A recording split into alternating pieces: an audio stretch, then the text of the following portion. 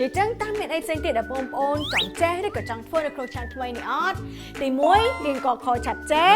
ទី2គឺគួរតែបោះជូតផ្ទះ ចំណុចគួរបោះផ្ទះហ្នឹងល្អមែនទែនបងប្អូនជាពិសេសបងប្អូននៅតូចចឹងត្រូវតែរៀនពីតូចឲ្យហើយទៅពេលដែលធំឡើងបងប្អូនចេះរៀបចំបន្ទប់រៀបចំផ្ទះបានស្អាតហ្មងអញ្ចឹងកុំឲ្យខាត់ពេលយូរថ្ងៃនេះបងតូរ៉ូនឹងបរៀនបងប្អូនពីរបៀបកាន់អំបោសឲ្យមានចេះថាឲ្យមើលទៅទំនងកុំឲ្យខុសអីចឹងណាឲ្យត្រូវចាក្នុងការកាន់អំបោសអូខេអញ្ចឹងបងប្អូនដែលមានអំបោសនៅចិត្តហ្នឹងអីអាចទៅយកហើយទៅហើយបើអត់មានទេទៅផ្ទះបាយទៅណាទៅរើទៅឥឡូវបងទៅយកអំបោសដែរអញ្ចឹងបងប្អូនទាំងអស់គ្នាចាំរៀនជាមួយគ្នាណាបងប្អូនអាចជួយធ្វើការងារម៉ាក់ប៉ាបានអូខេបងប្អូនឥឡូវនេះបងយកអំបោសមកហើយបងប្អូនស្គាល់អំបោសនៅហ្នឹងគេហៅអំបោសហ៎អញ្ចឹងបងប្អូនឃើញអំបោសយើងមានពីខ្ពស់មកទាបបែបនេះអញ្ចឹងបងប្អូនត្រូវកាន់វាតម្លាក់មកក្រោមអញ្ចឹងមកហើយបងប្អូនកាន់បែបនេះអញ្ចឹងយើងបោសបែបនេះហ្នឹងសម្រាប់យើងបោសមកមុខប៉ុន្តែបើសិនជាបងប្អូនមកខាងនេះវិញបងប្អូនបោសបែបនេះមួយទៀតបងប្អូនអត់ត្រូវកាន់បោសបែបនេះទេព្រោះឲ្យធ្វើឲ្យបងប្អូនឆាប់ចុកកដៃអញ្ចឹងយើងបោសចាក់ការទេ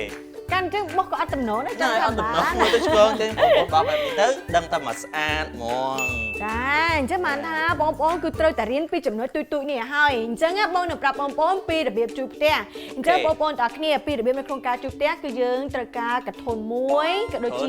យើងដាក់ទឹក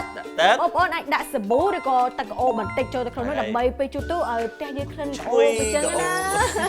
បន្ទាប់មកយើងដាក់កណាត់ជូតផ្ទះចាដាក់ជូតវាទៅហើយយើងចាប់ដើមជូតពីមុខដល់ក្រោយផ្ទះគឺដឹងតែស្អាតមកអូខេបងប្អូនឥឡូវបងទៅយកប្រដាប់ជូតផ្ទះមកសិនអូខេបងប្អូនអញ្ចឹងជ្រាបពេលបងនានីគាត់ទៅយកបងប្អូនដែលនៅចិត្តខ្លួនរបស់យើងហ្នឹងមានប្រដាប់ជូតផ្ទះហ្នឹងបងប្អូនយកមកទាំងកធន់ហើយដាក់ទឹកឲ្យមកហើយបងនានីនឹងបរៀនរបស់យើងយេមកអូខេអាយ៉ាមានទឹកមានអីស្រាប់ហើយនេះចាអត់ទេបងប្អូនពេលបងប្អូនចេះបងប្អូនជួយធ្វើការងារផ្ទះហ่าដឹងតែម៉ាក់ឲ្យរង្វាន់ជាទីគប់ចិត្តរាល់ថ្ងៃហ្នឹងហើយគាត់សុបាយចិត្តមកអូកូនឥឡូវចេះនេះឆ្លាតចេះជួយបោះផ្ទះជួយផ្ទះអីទៀតអូខេតោះឥឡូវយើងមានគ្រប់គ្រឿងហើយមែនតាអូ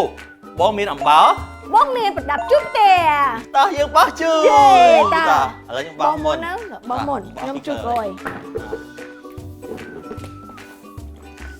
យើងត្រូវបោសបងប្អូនមើលកលៀតអញ្ចាំងជាពិសេសចិត្តទូកៅទូអីហ្នឹងយើងបោសឲ្យស្អាត